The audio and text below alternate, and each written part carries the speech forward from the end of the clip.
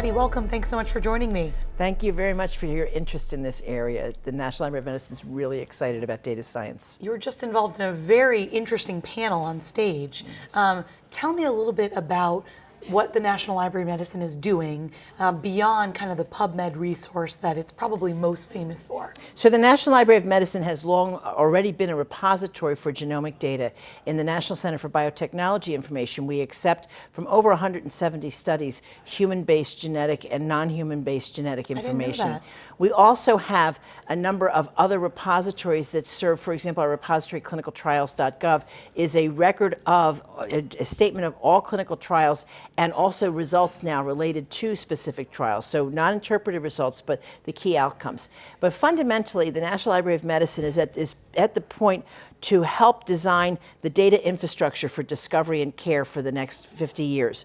What we see ourselves doing is helping to figure out the best way to store data through data commons, data repositories, efficient tools for curation, tools that allow for access and authorization, which are the tools that protect the data from inappropriate use and facilitate appropriate use, and also fundamentally to put in place some cost models to predict how do we know how much data to save, how much it will cost us, and where we can do it in the most efficient way. So by this you mean that already online, essentially, researchers are not only publishing studies, but they're putting up their raw data? Researchers are putting up their raw data. Since NCBI opened in the late 80s, there was a recognition that the Human Genome Project is generating so much data that we needed a place to store it safely. We recognized over the 15 years from 1990 till 2005 that it was important to be sure we had human curation, someone reading and reviewing the data as it came in, because if it was going to be reused by others, it had to be accurate. You can't have kind of dirty or can't have messy data, and it needs to be well labeled and well understood.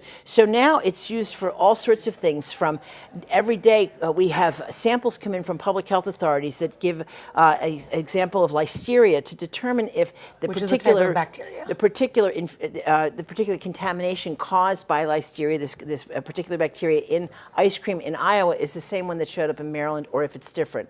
So we have something we call the Pathogens Detection Project that's looking at bacterial pathogens.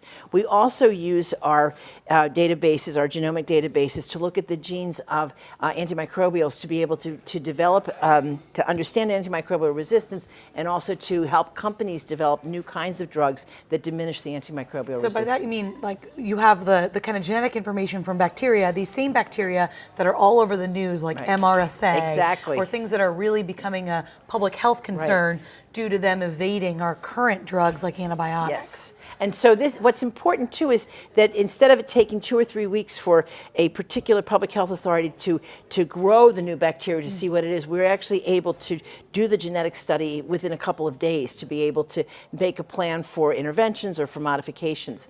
Those data go into what we consider a large database. They're continually adding to the same database. We also have data repositories, and in the future we'll have more, and anticipate having data commons, which will be sets of repositories. Repositories are intact data sets that aren't being added to, but have a value for science that they can be reused by other scientists. So putting a data set into a data repository means that the data are of sufficient quality and are sufficiently well documented that they can be used by other scientists. So they've been deemed to kind of move to this other as a nice, complete. Yeah. Now, some of these data sets contain really personal information, genetic information, clinical information. You know, how do people know that when they agree to consent to participate in research, how do we ensure that we're protecting this information? Well, so there's two parts of that. One of them is, do people really understand? And that's where we need to move science into everyday conversation so people understand the importance of data sharing, even data that is very personal about themselves, protected carefully, can actually help accelerate science. So that message needs to be conveyed. But people don't even understand, the licensing agreements on their phones. How do we expect them to understand their genomic data and the ways it might be used now in the future? Well, I believe we can do this in 2 ways. One of them is to think about the curriculum for K through 12 that helps kids understand, how does knowledge come about? Integrate it earlier. Integrate it earlier. Help people understand, what does privacy mean? Because it's not just about data for research. You have to consider privacy for your data on your phone, or or your Facebook page or your electronic health record. So helping privacy move into everyday conversation and helping people to understand the nuances is important.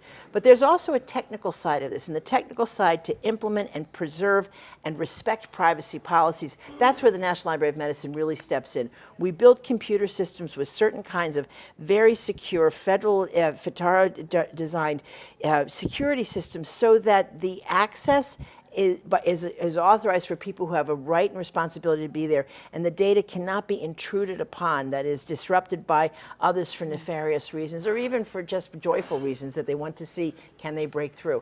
The National Library of Medicine works very closely with our sister federal agencies to make sure that we have the highest security on our data, because we do have data that it comes from humans that can tell us more about an individual than they may want to have disclosed. Can companies have access to this information? Well, that's a very good question. When we move data more into an open interaction mode, we actually allow companies to use the data. Drug discovery companies, for example, are able to use it, or companies that are building new products for detecting infections in an area. What we do have a data privacy board that oversees every request, and you can't just go on the website and extract data. Many federal resources are available that way, so you can go to the CDC and get information about the health of counties, or you can go get census information. Anyone can do Anyone that with can just do an that with internet just a connection. browser. But for our data, it's much more secure. You have to identify who you are. You have to be from an institution that is recognized, and that's both for depositing as well as extracting. We need to make sure that what's coming in isn't going to contaminate the other data sets. And you were actually telling me that one of your passions is the idea that not only researchers and caregivers are going to be the ones generating data and interacting with data. You imagine a future where patients will be Absolutely a bigger part of the research. Can you talk a little more about that? Well, there's a couple ways I see patients participating in data-driven or what I think of as data-powered health research. One of them is certainly they're key participants in contributing, but if someone's going to be contributing their data to us, we should make sure they're getting a benefit out of them. So maybe they're getting closed-loop feedback, being able to see nice graphics about the pattern of how their weight is going down or their exercise tolerance is increasing. Secondly, patients will participate in helping to set the priorities for research. In many instances, we have public members on our advisory boards at NIH, and so they have a say in how we invest our funds. I also, though, see citizen scientists emerging in the future, where our data repositories, properly secured and properly authorized for access, will allow people to ask questions that maybe a scientist would never thought of asking. We can imagine data science, especially citizens involved in data science, asking questions that are relevant to their lives. We learned about this by listening to people talk about science in the moment.